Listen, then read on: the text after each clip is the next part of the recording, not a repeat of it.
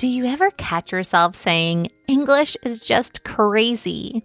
Maybe your students come across a tricky word and you tell them, you just have to memorize that one, or this is the part you have to know by heart. But deep down, you know it's still confusing. Here's the truth. English isn't random. It's a wonderfully complex system, and once you understand how that system works, through sound, structure, and meaning, everything changes. That's what Sarah, Paul, and I teach inside Mastering Morphology. This isn't another curriculum. It's deep teacher knowledge inside a practical, comprehensive course that finally shows you how words really work. No more exceptions, no more gimmicks or patching holes with memorization or phonics alone. It's time to go beyond sound it out and give your students the framework they need to truly understand words.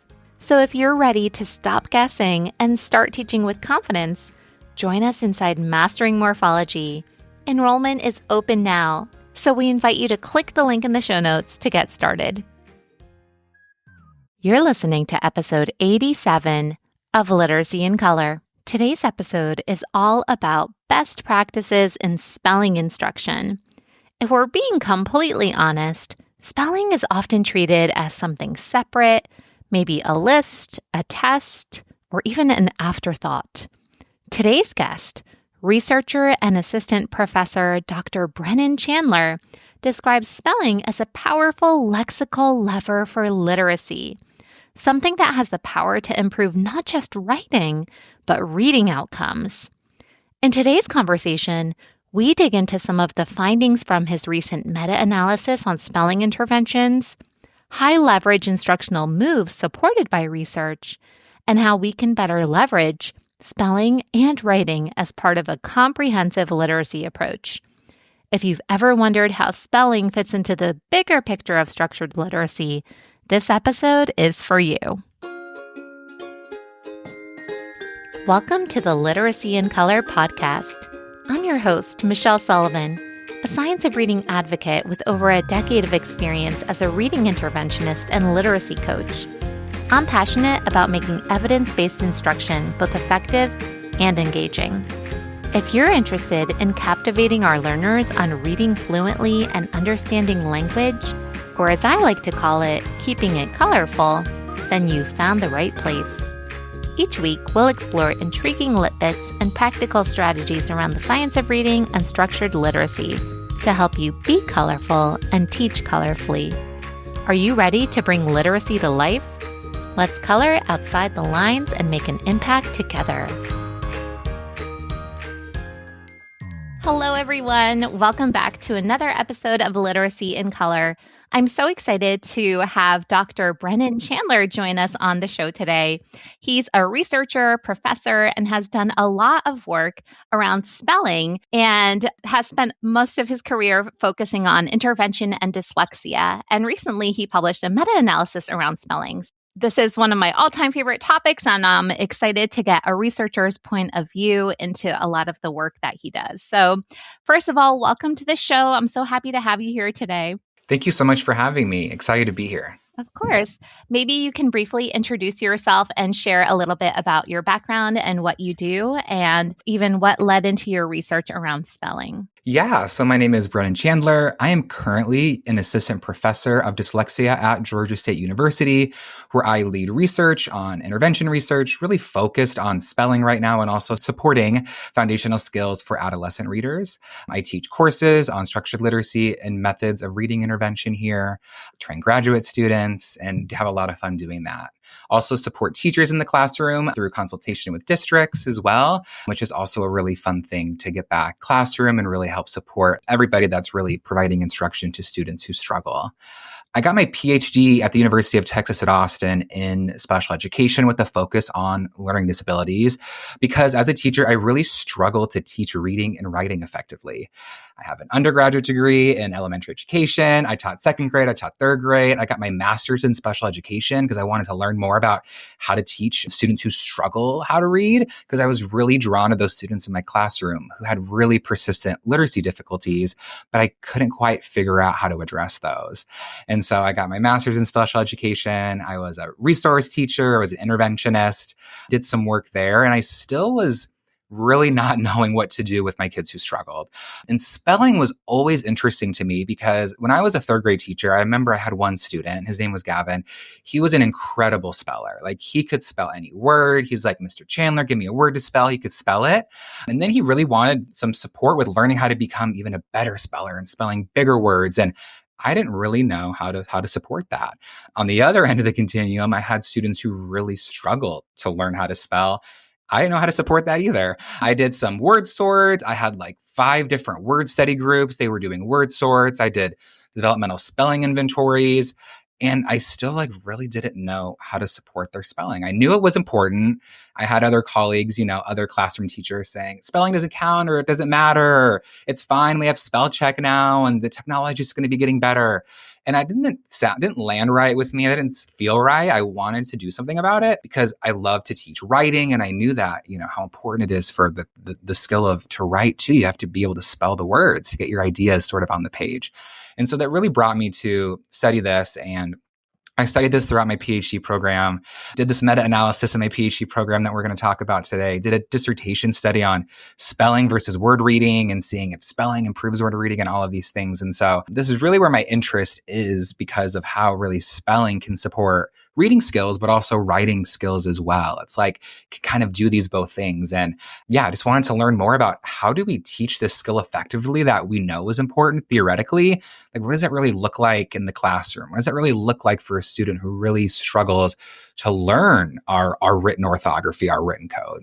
Yeah. And thank goodness for those experiences that landed you in this spot to continue to ask questions to figure this out, because I think so many teachers can resonate with that, either having poor spellers or having more sophisticated spellers who still get tripped up on those bigger words. We all have seen those commonly misspelled words that even literate adults struggle with. And what's the reason behind that? And I love that connection to writing too, because even if we take into consideration Berninger's model of the not so simple view and thinking about transcription skills, and if transcription skills are not in place, including spelling and handwriting, that's going to influence our ability to compose. And everything has a foundational skill, and spelling is one of them. And we can't just think we're in this technological age and we're going to move forward because of spell check and autocorrect and forget about this lost art. So you alluded to some of this already, but maybe we can start with this kind of overarching philosophical big question of why spelling is important in the first place. Why does it matter? Yeah, this is my favorite question to answer. And I could talk about this all day, but I won't. And what I like to say, what every researcher I think that studies this would like to say, every theorist, is that spelling really matters because it strengthens the word level system that reading and writing both depend on. So we often think of spelling as this writing skill, but really it's this incredible word learning tool. When students spell words, they're actively building how words are stored and really retrieved in the brain. And so me and Jessica Tosk and other colleagues wrote an article in the Reading League Journal about the science of spelling. What do we know from research? What evidence says and questions that remain? And in there, we talk about spelling being this really great lexical lever for literacy, this word level lever that really strengthens representations that support, again, both reading and writing. That's why we see spelling instruction also improve word reading outcomes for kids and reading outcomes and not just spelling accuracy. So it's this really cool thing. And you also talked about Berninger's model of writing and the not so simple view and other theoretical models of writing like Young-Suk Kim's. We really see that the task of writing and the task of reading, but really writing places an enormous cognitive demands on students. And so if that spelling is not automatic, it eats up all that attention students need for sentences, ideas, organizations, text structure. And we often think, weak spelling, those are just errors, but really it constrains thinking. And those same word level weaknesses that show up in spelling often show up in slow and effortful word reading. And so spelling helps really students stabilize what we call these word representations, which also then supports more fluent reading. So really, it helps both reading and writing skills. Yeah. And I love that lexical lever for literacy. And I think back to Aries, even orthographic mapping, right? I had Molly Ness on the show, and she said a word is not truly orthographically mapped unless we can read it and we can spell it. And a lot of times we have this decoding ability. We can lift the words off the page seamlessly, and yet writing, spelling is a production task that takes some additional skills. And to have that full representation of the word, I think it's so important to make sure that we pay homage to spelling as well in our instruction. Yeah, I'm glad you brought up Molly Nesson and her work. She has that great book on orthographic mapping with Katie P. Smiles. And I think she's talked about this before, maybe in the book, or she's presented on it, but really thinking of word level skills. So word learning, Perfetti calls it this lexical quality hypothesis, but there are three main sources of word knowledge that are required for students to accurately and automatically retrieve words, to spell words, to write words.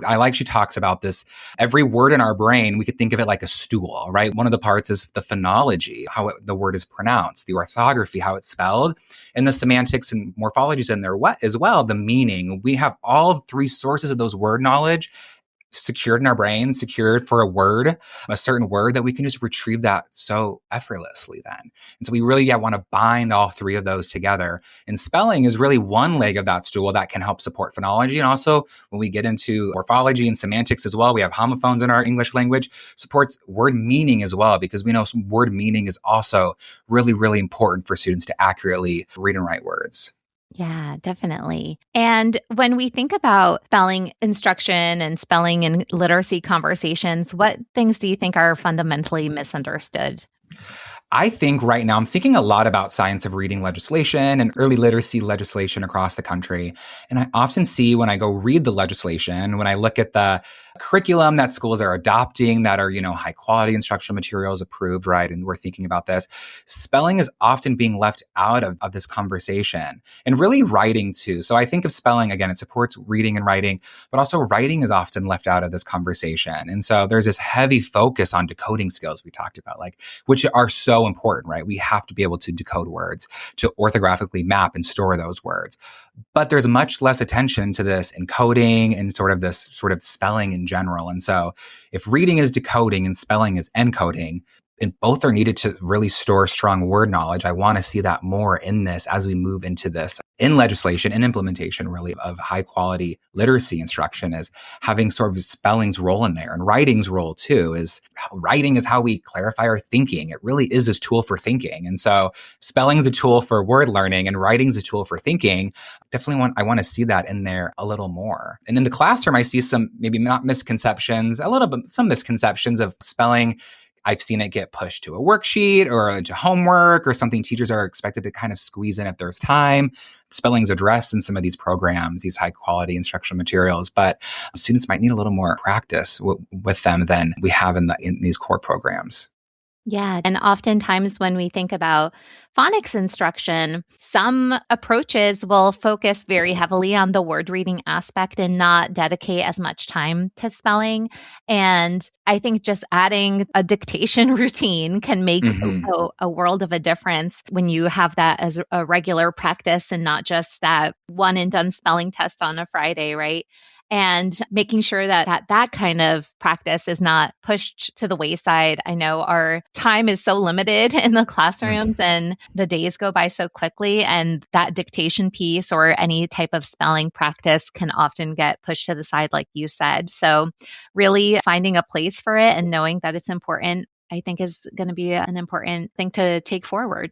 Yeah, definitely. Really, there's also some really cool research around this in kids with dyslexia or kids with or at risk for dyslexia and spelling. And Colby Hall and her colleagues did this incredible meta-analysis of 4 decades of reading interventions for students with dyslexia. It was published a couple years ago. And they found that interventions that included a spelling component, right, were more effective than interventions that did not. And it was like a significant effect. And so we definitely want to make sure that we, especially when we work with kids who struggle with literacy, such as those with dyslexia, that we are embedding spelling into our reading intervention programs. Yeah, that's so great to hear. And often too, I think about students with dyslexia, and many of them, when they receive the right type of instruction, do become readers. And yet their spelling is what still can remain such a challenge if we don't address it. So that's so cool to hear about the research. Every teacher's heard it. How do I help my kid read at home? Now, you've got something real to tell them. Reading.com is the only reading app that turns parents into reading teachers, not with games or gimmicks, but with a real phonics-based system that guides them lesson by lesson. It's not a game that keeps kids quiet in the back seat. It's a system that makes parents your partners, and it picks up right where your classroom leaves off. So tell your parents to check out reading.com. Visit reading.com/color for 60% off the annual plan today. Before we get into what works and to that meta-analysis, maybe what are some common or even outdated instructional approaches to spelling that we can deem as ineffective? Throw them out the window. We can de-implement those things today.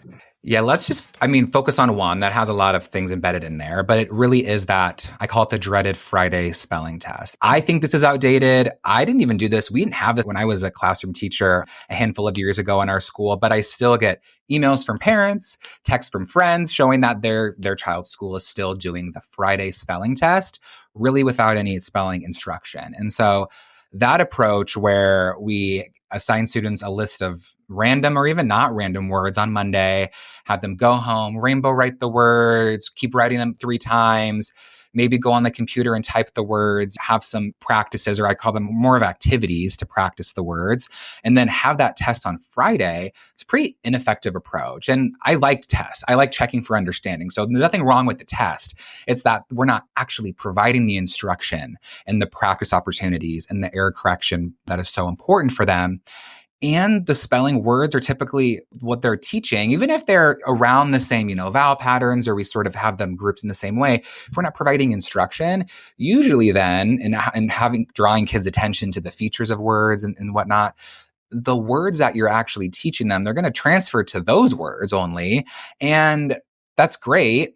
But then they're not going to generalize to other word patterns. That's going to help kids really crack the code and unlock, right, all of the things that they need to really know about the English orthography in that way. So they'll take that test. They might forget how to spell them. They might remember how to spell them. But usually there's not a lot of cumulative practice also in that approach. And so, again, I test kids all the time. We have quizzes, right? It's really good to have that retrieval practice is so important. But the kind of the memorization of those whole words, typically that's what happens in that Friday spelling test without instruction, is definitely a practice that I don't want to see anymore. I don't want to get texts and see these random words. I got a message from a parent. It was like a second grader, and these words were the strangest words. And they might have been, I think they could have been like vocabulary words from the unit. So sometimes we confuse, let's train them on the spelling of the vocabulary words that we're learning, which is this is all very well intentioned, but wondering what the implications of that are. And if there's better use of time that we can have our students doing at home or even instructionally. Yeah. So let's ditch the Friday spelling test just to have the spelling test. Yeah. And I recall even in first grade, this is how it scarred me, but I remember the red ink on getting the word aisle incorrect, AISLE. I'm like, why was that on our spelling test for 6-year-olds? Yeah, no, the word selection with spelling instruction too, we can talk about selecting words and what words we should be selecting, but I've seen it everywhere from those spelling tests. And so what I hear also from teachers, I hear from parents and teachers, that sometimes parents really want this, right? They want the spelling test. That's what they had in school. So they think that having the Friday spelling test is what we should do, right? We talk about in a more traditional sense, but really that's not the best use of time. But I also hear from parents who are like, why are they doing spelling tests? And so I get sort of the tension with that, sort of, right? Like making sure that we're assessing students, but it's not a real assessment that we're using for learning, or more of a formative assessment when we have that. Yeah, the random list with the Friday test.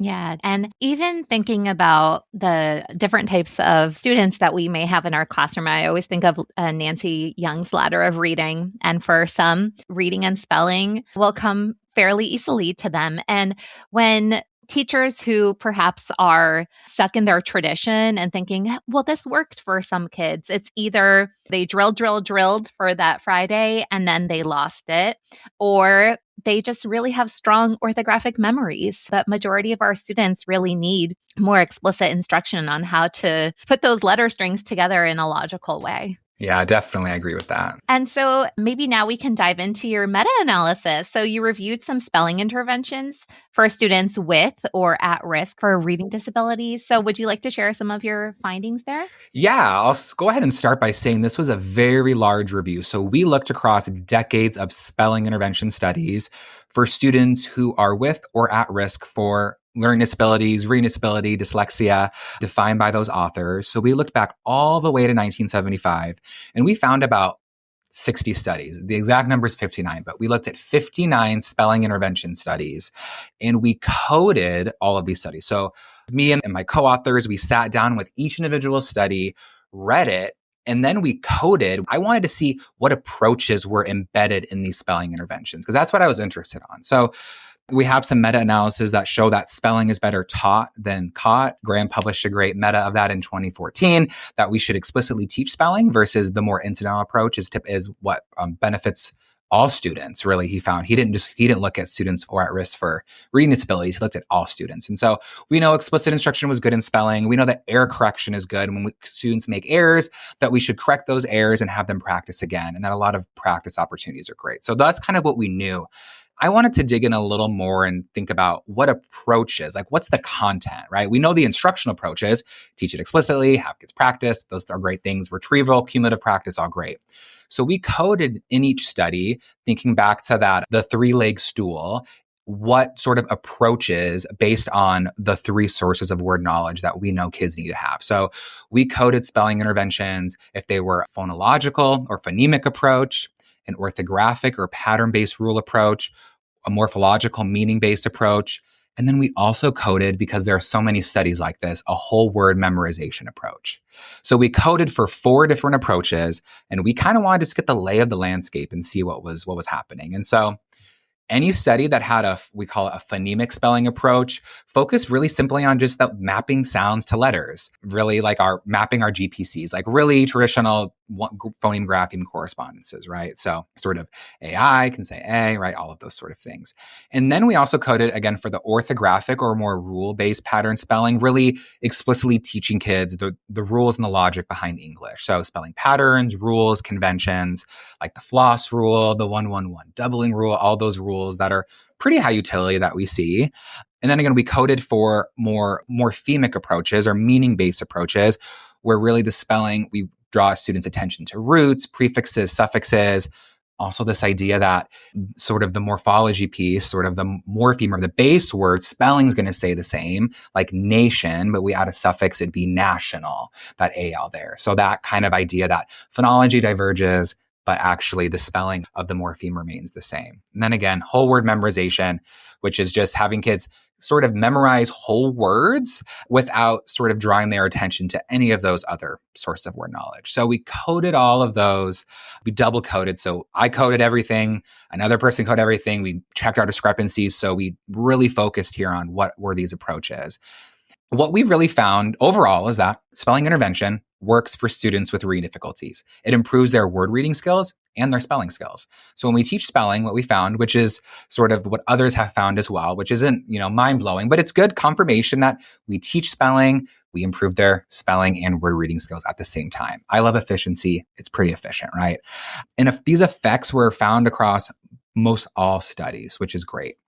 With looking at the approaches, there's some more nuance there with the approaches. We found that phonemic-based approaches, so traditional, right, teaching kids their phoneme grapheme correspondences, having them map sounds to letters, improve their word reading outcomes and their spelling outcomes. That was the only approach when we isolated the approaches that really transferred to word reading and spelling both, which I was surprised by, because I was like thinking that when we integrate all 3 of those approaches or multiple approaches, it should transfer to kids' word reading. Like that's the hypothesis. That's what I was saying to everybody. We should be integrating word sort of morphology, phonology, orthography, right, when we're teaching spelling, meaning all those sort of approaches. But we didn't find that in the meta-analysis, which was surprising to me. And there's some things we can think about. Of course, more research needs to be done. But when we combine approaches like phonology and orthography, or phonology, orthography, morphology, the morphemic part, the meaning part, we had higher effects on their spelling outcomes, which than just the phonemic only. So when we integrate some of those approaches together, kids' spelling outcomes go up, but we didn't see a reliable effect on their word reading outcomes. So that's sort of where the nuance of that comes in. So I think there needs to be a lot more work done in this area where we're integrating approaches. There are programs that integrate approaches that had good effects. But when we did the fancy stats and we put them all together and we sort of looked at all the effects together, we didn't find that it reliably transferred to their word reading. So those were some of the high level findings. I will say also that we looked at the whole word memorization approach. That was a significant effect on their spelling, but it didn't transfer to word reading, but it only those words that they were taught to memorize those entire words. It didn't transfer to untaught words or untrained words. So it's not really, they're not generalizing anything with that whole word memorization. You train kids on how to spell the word the a bunch of times. They can spell the word the, but it doesn't transfer to other words. The word rain, we can train them to spell rain, but then they can't unlock train or pain or those other words with that whole word approach. And so really all of that to say is that sort of we should integrate approaches when we're teaching kids how to spell. We could really be introducing sort of morphology really as early as we think about first, second grade, those inflectional endings, right? That are so important too.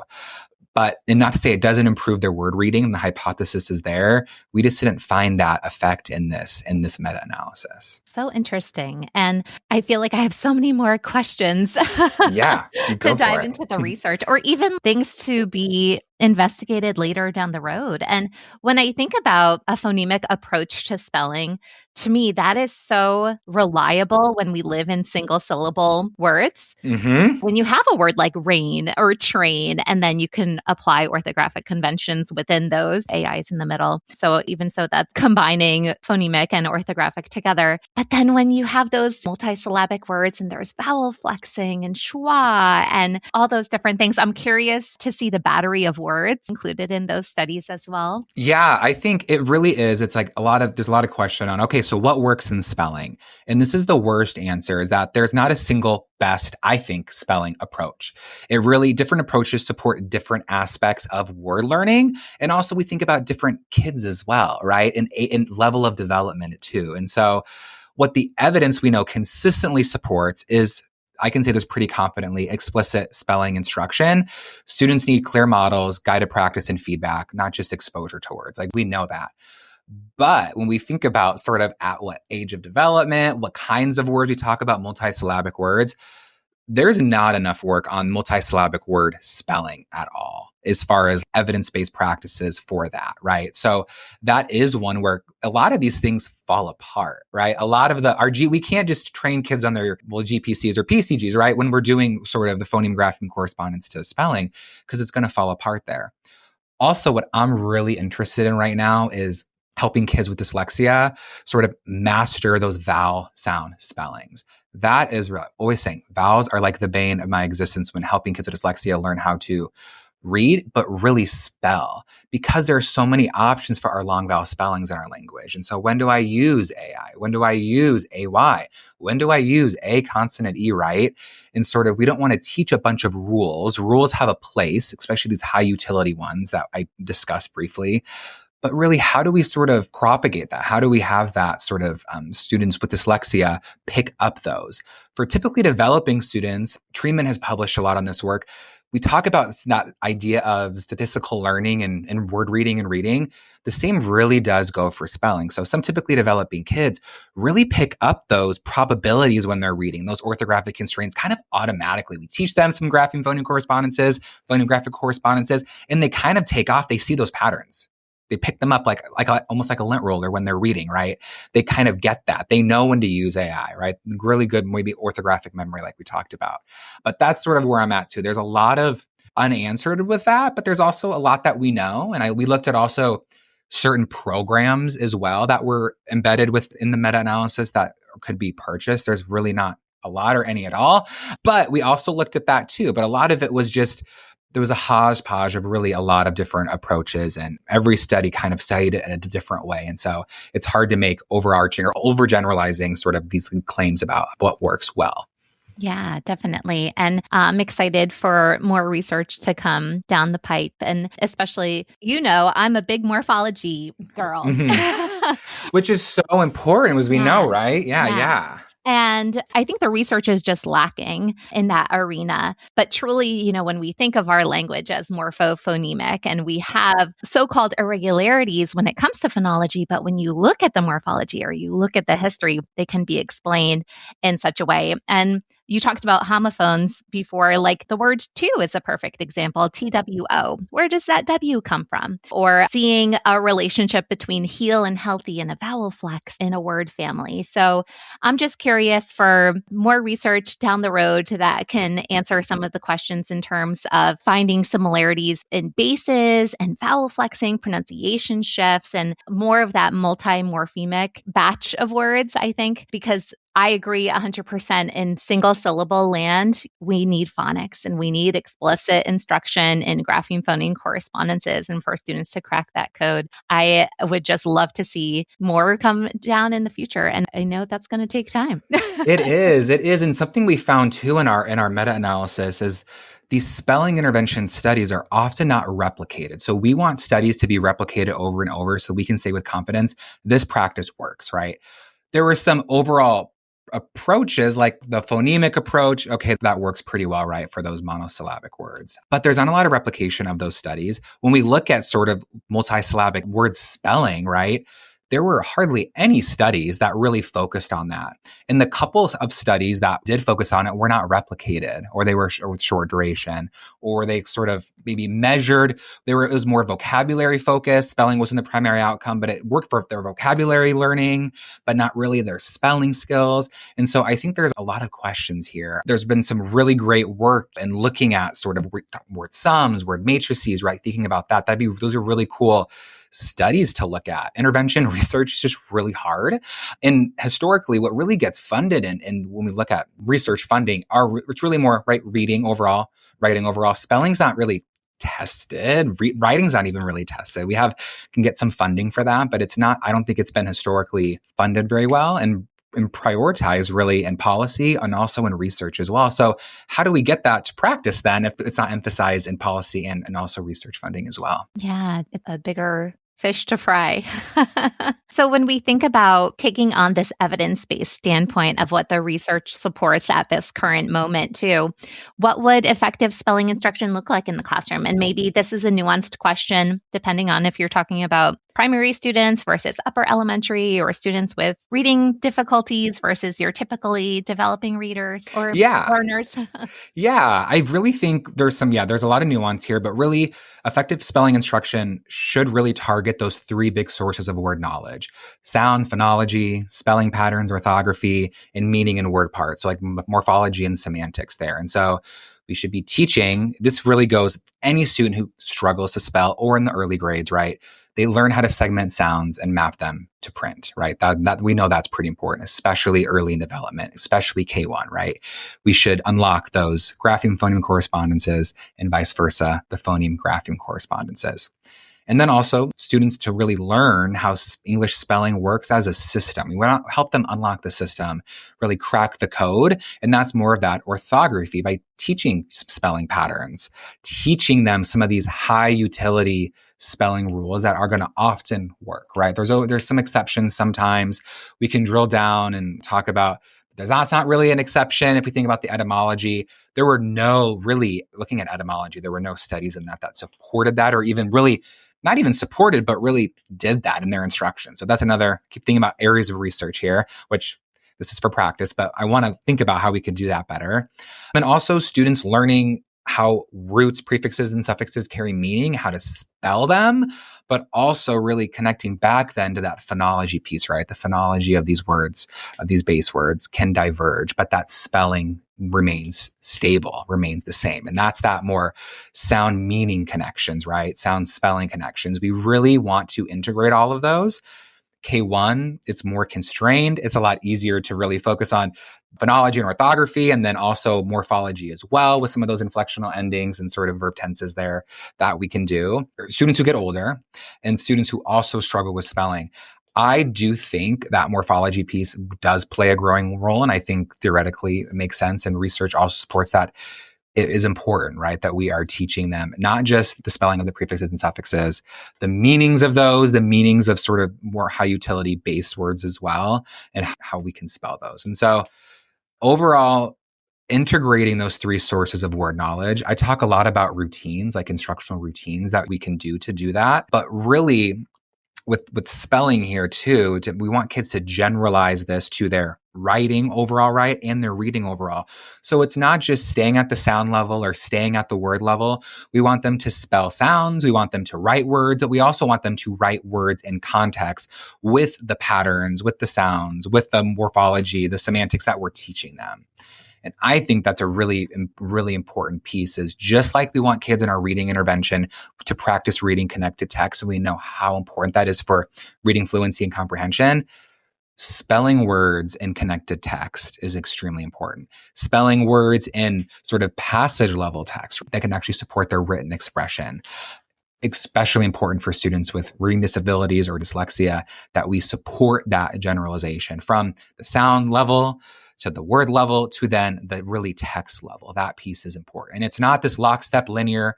Spelling and writing is so unlinear in a way after really early development. Like it's kind of just goes up. We want to be integrating all of these things together. We're not going to hold kids back from writing paragraphs, writing sort of essays because they can't spell, right? We want to practice this all together to really support that generalization. So that's sort of high level what we should be doing. Really, a lot of the studies we looked at too use some shorter daily routines. So there was a lot of range of what we call dosage. So how much time should we spend on spelling intervention?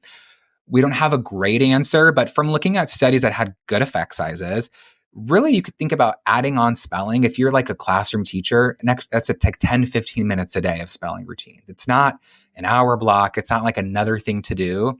10 to 15 minutes of really focused spelling instruction. Think about students with disabilities or dyslexia. We might up that in intervention time. If I'm doing a reading intervention, I'm going to spend probably an extra than 15 minutes, right? And let's say at 45 minutes, 10 to 15 minutes with some of the spelling might support that as well. And so spelling really works best when it's intentional and not rushed or tacked on. So that distributed practice over time, if I was a classroom teacher, 10 to 15 minutes a day. That's it, right? I don't have to think about sort of, let's do it all on Friday or Monday's our spelling day, but really breaking that up there, connecting it, like I said, to really reading and writing. And then I'm an intervention guy. I'm an instruction guy. I love instruction, but assessment is so important to provide, right, really good targeted instruction. And so really being responsive to your students' needs by looking at where they're at in their spelling overall development. We can do spelling inventories. We can do spelling diagnostics. We can analyze their errors it gives us a window into their word reading. But doing some of those spelling inventories, monitoring their progress, especially if they're receiving intervention through curriculum-based measures.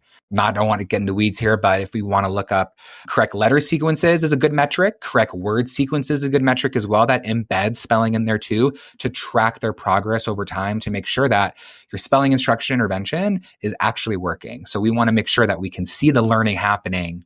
And that's how we do it through that assessment as well. That's really helpful. And then when we think about these 10 to 15 minute chunks, would you recommend that all the way through upper elementary? And would it look more so like whole class spelling instruction in K2 when students are learning phonics concepts, and then 3-5, would it lean more into small group work? Or would you say there's still some type of spelling progression we can tackle in upper elementary that's whole class targeted?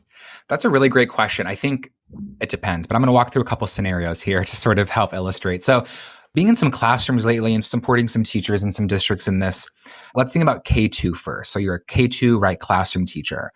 Schools that have adopted really good instructional materials they've adopted a good systematic phonics curriculum, oftentimes we'll embed some spelling in there, right? So that's great. If we're looking at assessment data though, and we're just even looking at student work samples and how they're spelling words, a whole class spelling inventory is really easy to do. You can administer it whole class. You can look at their errors.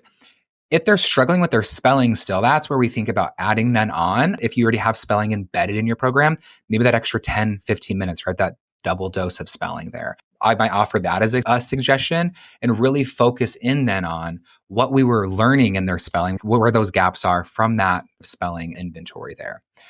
A big fear I hear is that, oh, but my spelling scope and sequence match a phonics scope and sequence, and a lot of talk about this.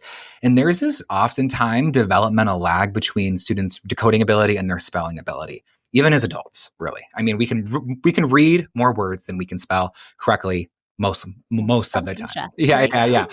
I still can't spell practitioner correctly, and I write that word a lot. So there's these words that we can't spell, but I wouldn't recommend making sure it's this lockstep spelling and phonics scope and sequence. There's going to be a lag. Your phonics scope and sequence can help you see where we should revisit or fill in some gaps there. But that's where that assessment piece comes in really well. And so you don't really need to adopt a whole new, if you're a core classroom teacher, maybe spelling intervention program. If there's some students struggling, or 30, 40% are struggling with that, maybe you just do some extra dictation practice. It's just an easy way to do that, right? There's all these routines: say it, map it, spell it. We could do that routine. We could do, I call it spelling sprint. So doing having them do it quickly. So kind of help build sort of that spelling fluency there. There's some things that we can do to support that, but it's really not a ton of extra work, I think, for teachers to look at their phonics scope and sequence. Where are the gaps here in their spelling ability? And how can I fill in these gaps? How can I really, what it comes down to, provide more opportunities to practice with feedback?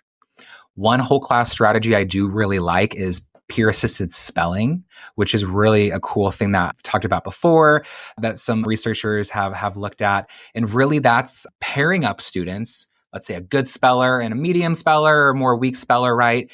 Giving them lists of words to practice that are targeted to sort of what the class needs, and having one student be the speller and one student being the coach. And so the coach is going to read the list of spelling words. The speller is going to write them. The coach is going to provide feedback, which we train kids how to do this before we release them to do this, how to give feedback. Maybe they highlight the error, then the speller rewrites it, and then they switch, which is really cool because the coach is getting word reading practice. They also get to be teacher, coach. It's kind of a fun thing. The speller then is getting that spelling practice with feedback that they're getting from their peer. So a teacher, we can't support that. It's not feasible to give sometimes all students feedback all the time. And then they switch. So that speller already had time with those words they were practicing, right? And then the speller can become the coach. And now they're getting that word reading practice, and the coach is getting some extra spelling practice there. So that's a fun, I think of that more as a class-wide instructional move or a class-wide intervention that you could do. I think is a lot of fun. The teachers I've worked with and some districts I've worked with have set that up as well. And it's a kind of a fun way. Maybe it's 3 times a week. Maybe it's on Fridays, but that sort of move just gets kids more practice with some more corrective feedback there. As we move up the grades then, spelling and really phonics, right? After second, kind of third grade, we just sort of, the word reading support's not always there all the time, right? So we have really great K2 phonics programs. Even for students who are pretty good at their word reading, they might need some extra support with word reading and spelling, right? Beyond that second grade, because of the multisyllabic words they're having to read and spell, right? It's estimated 20,000 words really starting in third grade, a year that students are coming into contact with. And so there is not, from my understanding or what I've seen, really great spelling and even word level reading supports that are adopted in core instruction for those students. And so that really then it becomes sort of piecing together some of these things that we can teach kids explicitly, some high utility affixes, right? We can teach them how to put those together. Research supports that for spelling, but there's not a lot of, and I'll say, evidence-based, like what I've seen in research supporting sort of developmentally what we really, really should be doing to support those students in core for their spelling of those multisyllabic words. And that's really where we really need to see more of the research. There's some really great thinking behind word sums, word matrices that we can support our students with. I think that might be a really good start. Don't have a lot of clear evidence that this is the way to go or to spend instructional time on that. But I do think that if we study that, we might see some effects there. Yeah, definitely. And I think too, sometimes there's not an experimental study on every instructional move that we use in the classroom. And I think that's a lens that we also need to take forward. Sometimes there's going to be research behind these 15 minutes in our day, and sometimes it's going to be based on the reading brain and the writing brain. And instructional moves aren't always going to have the research base behind it, just because maybe it hasn't been done, but it doesn't mean it doesn't work either. Yeah. I really think, and we can talk about research-based programs that do have evidence to support them. right? There's actually one program that we're using right now to train parents on how to deliver spelling intervention called Spelling Mastery. It was the only intervention program in our meta-analysis that you could buy that had more than one study behind it that had positive effects on kids' spelling and reading, right? Old school direct instruction program. It's fully scripted. Kids are getting so much practice in there. When teachers are delivering that, we place them into sort of a spelling level, assessments built in. I really like that program. Those programs are not adopted by schools. They're not adopted by teachers. A lot of teachers don't like those programs, right? There's evidence to support that program. It might not be feasible for teachers to do. They might not like it. They might not be satisfied. There's all these, I'm using some implementation science words here, but it really comes down to the feasibility of it, the effectiveness. If the effectiveness is there, is the feasibility there? I think the feasibility is there in the Spelling Mastery program, but it doesn't really matter if teachers aren't satisfied with it, if they don't like it, if they don't, the usability might not be there, right? From a user standpoint. And so it's really interesting studying some of those programs that we know work, that research, right? Evidence says these work, but then sometimes they can't get adopted. And for the other programs too, they might be really great research-based programs, but then the feasibility is not there because they require maybe so much training and so much teacher knowledge, right? And so that is sort of where when I think about decision-making of instructional programs, when I work and coach teachers, there's some trade-off there, right? We can use research-based practices sometimes. I don't know. I love big DI, direct instruction programs. I love Spelling Mastery. The parents that we did the study with loved it, right? But I can't get teachers to use it, right? But that's okay. I mean, that's sort of a thing then. Okay, back to the drawing board then. How can we make a program that is effective as this, which there's a lot of principles embedded in there that really do work. Spelling through morphographs is another program that they don't even sell anymore, right? Because nobody buys them. Spelling Mastery, this is from like the 70s. So that's sort of where I'm at thinking in that too. So there is more work to be done. It's not the only way, but there are these implementation trade-offs that I think we have to make sometimes. Yeah, definitely. And thinking too, sometimes our opinions about things don't hold as much weight as the effectiveness of how it's going to influence student outcomes. And sometimes we have to leave some of that thinking out the door. It's hard. I was that teacher. I didn't want anybody telling me what program to use. Yeah. I wanted to be fully autonomous until I really dug into research, right? How we learn, cognitive science, all of that. And since I love efficiency, I wanted to be the most efficient teacher I could be, right? I wanted to get that information in those kids' brains the most efficient way, and also in a way that makes sense too. There's an art, I think, and science to good intervention, to good teaching as well. And so it can be some fun art to that, right? It's not just you get a scripted program, right? There's an art to delivering that well. Oh my goodness. Think about, you could have a great scripted program, but if you're delivering it ineffectively, if the pacing isn't there, if you don't have good relationships with your students, if you're not assessing it, if you're not adapting it, right? If something's off, having that teacher knowledge is so important. So I get it. I was there totally. And so now my job is to convince teachers and others to sort of use things that might not be that sexy, honestly, but really can work well if you have sort of the right mindset about those things. Yeah, definitely. Sometimes we just got to try it on. Try it out. And then it's like, wait a minute, I'm saving so much time now. I was lesson planning. I was doing all these exciting things. Now I bought back all this time using great programs. I can work on my delivery of these programs. I can learn on how to take assessment data and make hypotheses and adapt these programs using like a database individualization framework. Maybe I increase the dosage. Maybe I increase my level of explicitness. Maybe they need more practice opportunities. Maybe I need to add a behavioral support in there or engage, right?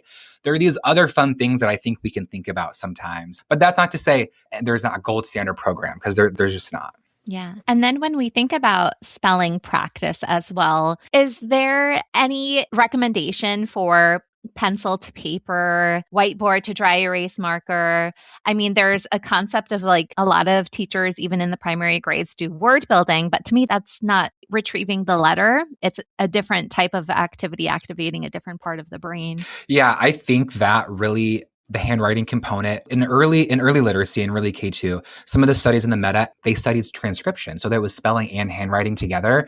We really do see good effects with that. I think adding in that motoristic component, well, we might not have, experimental evidence that this is going to improve, X is going to improve Y, that handwriting is going to improve maybe word reading, it really helps, I think, sort of solidify some of that subword knowledge. And the studies that embedded transcription, meaning handwriting, into spelling instruction were effective. And so if that can be on a whiteboard, I think that could be pencil paper.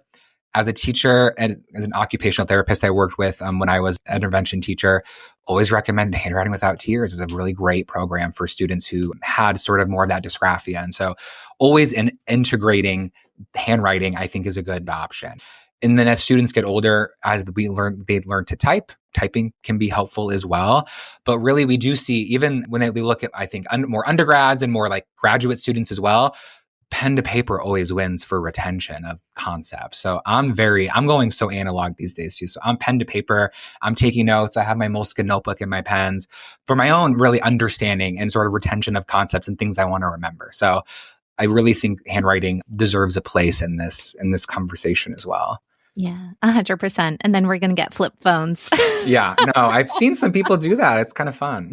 I know. It's so true. No, but I think it's so important to take handwriting into consideration. It's not a lost art. I think so much of it is building that orthographic loop so that we are able to form those letters correctly and then spell the words correctly. And it's all supporting the reading brain. And maybe we can talk about the reading brain a little bit as well. So when we think about what's happening in the brain, how does spelling boost our reading proficiency? Yeah, I'll go back again to word knowledge. What does that mean? So reading, spelling, and writing all rely on the same underlying word knowledge really in our brain. So that word knowledge comes from those three main sources: sound, spelling, and meaning, right? Phonology, orthography, and morphology, semantics. And so spelling supports reading and writing because it strengthens all three sources of word knowledge in our brains: the sounds binding to the spellings to the meaning. And so to know a word well, to retrieve it quickly, we need to understand how it sounds, spelled, and what it means, including those meaningful parts, right, are really important. So we think about reading brain, we think about sort of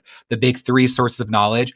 The morphology and semantic part is in there. And that's what really I'm trying to hit. Those big three are important, especially we think about, right, homophones. And so a helpful way to think about this is to compare what the brain or what we have to do cognitively when we read a word versus how we spell a word. And so I always give this example.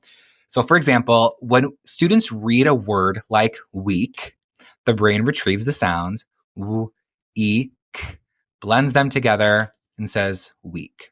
All right. That's already complex, can be complex for some kids, but word reading is largely this recognition task. Spelling that same word, though, is much more demanding. So to spell week, the student has to first segment the sounds, w, e, k, hold them in memory. Now they have to make a decision. Which spelling represents that long E sound? Is it E? Is it EE? Is it EA? Is it E consonant E?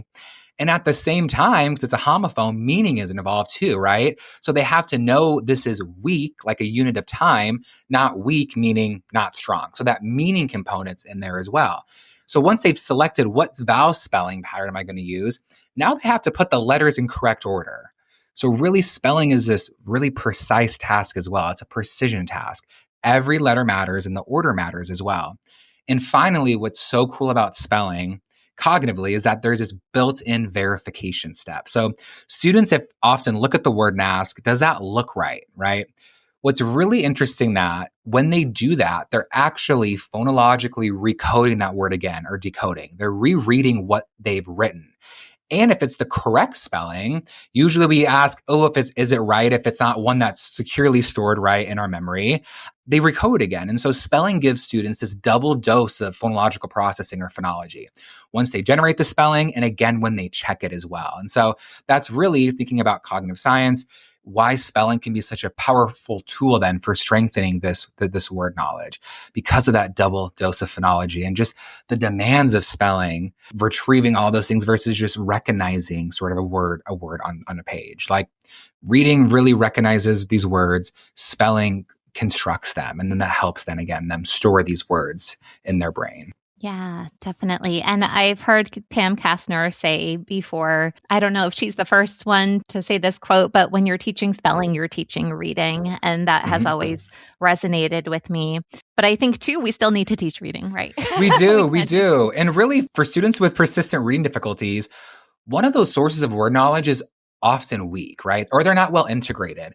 When I think about students with dyslexia who have really good oral language capabilities, they have a pretty robust oral language vocabulary usually. They know these words, what they mean, right? So when we think about the stool, it's that sometimes that phoneme to sort of grapheme correspondence might not be securely stored, right? In the phonology, we think about the meaning might not be connected together as well when we think about those multisyllabic words. And so when one of those sort of sources of word knowledge or the legs of the stool is often weak or not integrated, even more of, I think, a rationale to sort of prioritize this through spelling. When we think about kids with reading disabilities or dyslexia, a lot of folks say it's spelling is so hard for them. It's writing is so hard for them. And it is harder for them. It's going to take more time. It's going to be more work. But that more work, the more cognitive work we're doing is the very work that might actually strengthen that leg of the stool, that word knowledge that they actually need, right? Spelling results in more durable learning. We sometimes don't get initial effects on that, right? When we train kids how to spell words and all of these things, but the delayed effects over time, retention over time, there's some interesting work there with spelling. It results in more durable learning than just practicing or drilling, decoding, and word reading only. Yeah. I love that idea of durable learning. So we were talking about going analog before, and I joked about the flip phone, but it's true, in this digital age, there is such an emphasis on texting and autocorrect and even spell check. And now we have AI and large language models doing a lot of the work for us. So how can some of these tools impact spelling development or literacy development, or maybe even mask spelling difficulties? Oh, that is such a great question. And I'm excited to answer it, but I do want to be really careful here because for me, this is not an anti-technology argument, but really the question isn't whether we use tools like spell check or generative text, AI, predictive text, right? It's when, why, and then I think of who is doing that cognitive work. And so these tools, like you alluded to, can make writing look fluent if we're having students use them all the time without actually strengthening that underlying word knowledge we talked about. And so if a student, let's say, misspells because is BECUZ, right? And spell check might instantly fix it. Even when I write emails, things are constantly fixed, right? The student never then has to think and process the sounds, the pattern, or really that structure of the word. And so that error might disappear, but the learning opportunity disappears with it as well. And so that autocorrect, predictive text too, I'm getting a little worried about thinking of early in reading and writing development, can make it hard to tell whether a student knows how to spell a word or whether the device knows as well. And so that's sort of where I'm thinking of that right now. I don't know how it's going to impact development, but I hypothesize it's not going to have great impacts if we have students use these tools all the time as they're writing. I'm hearing about kindergartners, first graders that are one-to-one with Chromebooks. That worries me a little bit for that reason. Yeah, my dream is take the Chromebooks out of the primary grades. I don't think it's necessary. We're doing my doc students teaching. They have a foundations of reading science class that we have here, and she's teaching it this semester. And we made the decision together because I'm supervising it that the undergrads are going to have no tech out during class, and they love it. They come in, there's no tech. We provide guided notes, pen and paper. It's kind of, we're romanticizing going back a little bit to this analog to have time to think and process and not be constantly overstimulated. And so that's a dream, as well. Mine in K-12, if we're doing it now at the, in higher education at the college level. Oh, I love that. And a fun fact, I never even had a smartboard. I never even taught. My first classroom, I had a chalkboard. I had one of those devices like the music teacher with the three lines to make the line across to do handwriting. I'm jealous. I always wanted an overhead projector. I had a smartboard. It never worked only half the time, but I always wanted one of those overhead projectors with the vis-a-vis marker. Yeah.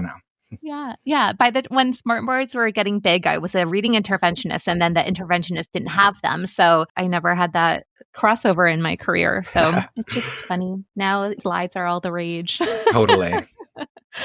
Even so, when we think about some of these assisted technology, and I recall past INRS meetings about students with dysgraphia and using voice to text as an intervention. Is there any merit in using these types of devices or tools as accommodations? And at what point does it become a shift from supporting the learner to maybe impeding their literacy or spelling development? Yeah, I think there is absolutely a role and should be a role for these tools as accommodations, especially for older students or students with dyslexia and other learning disabilities, right? They have accommodations. We want to support their learning. There's a couple of things I think about. So I like using these tools not as interventions, though, right? Accommodation is very, very different from instruction. Those are two separate things that I really stress to parents, to interventionists, to the teachers I train to, because I work with a lot of special educators in my work, and that accommodation is different from instruction, right? So I think of these tools for revision. So I might suggest spell check or some of these tools for revision, but not drafting. And so for example, using spell check after a student has drafted is very, very different than having them use it or using generative or predictive text when they're composing. At that point, spell check is supporting communication then, right? Not replacing learning. So I don't want the accommodation of some of these tools to replace the learning, because we should be providing those opportunities to learn, right? We would be doing a disservice to our students, especially our students with disabilities, if we are not providing opportunities to learn. We don't want to over accommodate, which I see a lot of at the secondary level. Oh, they have an accommodation. I go to IEP meetings. Oh, we have accommodations for that. And I'm like, no, I want to see what intervention, what does that instruction look like to support the learning? That accommodation is important, especially for high stakes testing as well as this other scenario, like for long assignments, test or content area writing. Spell check then, right, can level that playing field, or those tools can level the playing field so spelling difficulties don't overshadow content knowledge. Access to the task matters, right, at that stage. So there should be dedicated time for students to not have access to these tools for the point of learning, for actual instruction. And so when I work with teachers in schools and districts, I often ask this simple question: is this tool supporting access or replacing the learning we're trying to build, right? It's an accommodation when the goal is communication, the skill has already been taught explicitly, and they practice that skill. The tool is used strategically, and instruction is happening elsewhere. And also, they should be taught how to actually use that tool. Sometimes we just throw accommodations and we're not teaching students how to use them effectively, which is a whole nother thing. But then it becomes, though, interference then when that tool replaces encoding or spelling practice, students never attempt spelling independently, or errors are autocorrected before the student even sees them sometimes. And then the teacher then loses insight into student skill, right? We like to think of spelling tool as being a diagnostic tool for their reading ability as well. And so we're losing insight there. So if the tool does the thinking instead of the student, we've crossed the line, in my opinion. This technology is fantastic, and it's really going to support many students, right? Especially students with dyslexia as they grow older and they get into the workforce. But it should really, I think, come alongside intervention, any intervention or instruction, including spelling instruction, not instead of it. Otherwise, I think we risk outsourcing the very thinking that then builds literacy skills. Well said. And then you mentioned some of these things already, but there's still unanswered questions about spelling and the research and things that you'd love to explore further. So, what's one of the next things that you're excited to research when it comes to spelling? I'm interested in so many things with spelling, right? We talked a little bit about the role of morphology in spelling, sort of the role of how we're teaching students, older students, how to spell these multisyllabic words. That's definitely a question I have. What are the instructional strategies, the tools, the moves that best support these students? I will say that intervention research is expensive. It's really hard to do logistically as well. It takes a lot of time. So don't expect anything that quick for me in that area. That is really, right? Yeah. That is something that I would love to do. But really a smaller question that we're looking at is how much spelling practice or reps are needed for durable learning for students with dyslexia? How much really time? And I think of dosage as like how much time, maybe intervention duration, so session time, but really how many practice opportunities, OTRs, are needed to build durable word representations, right? That's one. Another one that is sort of a question that's unanswered is how spelling best supports writing sort of quality and also reading fluency. What does that look like? Some of those studies only measure spelling and word reading. I want to see really how spelling supports overall writing. And the last question that I'm working on really right now is really implementation of what we kind of know works already in spelling. So what works best in real classrooms? How do we support teachers doing this well? And really refine it to make it efficient also and sustainable. I have lots of practices I offer, but we're working on got some small funding to do some intervention development, first, second grade sort of spelling booster sort of program. That's not a huge curriculum, but that we talk about that 10 to 15 minutes a day and kind of building some of those lessons out right now. So interesting. I can't wait to see what you uncover with all of that. Yeah. And then what's one message that you want to leave educators to walk away with about spelling? I would say that spelling, in my opinion, and research supports this as well, is really one of the most efficient ways to strengthen word level literacy. When it's taught explicitly, students are provided opportunities to practice with feedback and also connected to real reading and real writing. I love it. This has been such a wonderful conversation. I appreciate all of the time and efforts that you've spent into your meta-analysis and all of your other research work in the field. Where can listeners connect with you further? Yeah, so I have a couple options. I have my website, brennanchandler.com. I do sometimes some teacher workshops are on there that we do, some deep dives. Right now, we're doing one on sort of assessment to intervention practices. And I really work with mostly interventionists, reading specialists, dyslexia specialists there. So really tier 2 and tier 3 intervention. So stuff usually is posted on my website about that, and also where I'll be at conferences and sort of speaking at other fun engagements there. My LinkedIn is Brennan Chandler, PhD. And then I have an Instagram also that I'm using more. It's at Brennan Chandler, PhD. Wonderful. We'll link all of that in the show notes. So thanks again for coming on the show, talking all things spelling. Thank you so much. I could talk about this for hours. Yeah. Thank you so much for tuning into Literacy in Color. I hope today's episode left you feeling both inspired and equipped with something new to add to your teaching toolkit. If you're enjoying this podcast, it would truly mean so much to me if you'd leave a 5-star review. It helps other educators find the show and join our colorful community. And don't forget to hit the follow or subscribe button so you never miss an episode. For more tips, tools, and resources, be sure to check out the links in the show notes at michelleandthecolorfulclassroom.com. Thanks again for listening, and I'll catch you next week. Until then, be colorful and teach colorfully.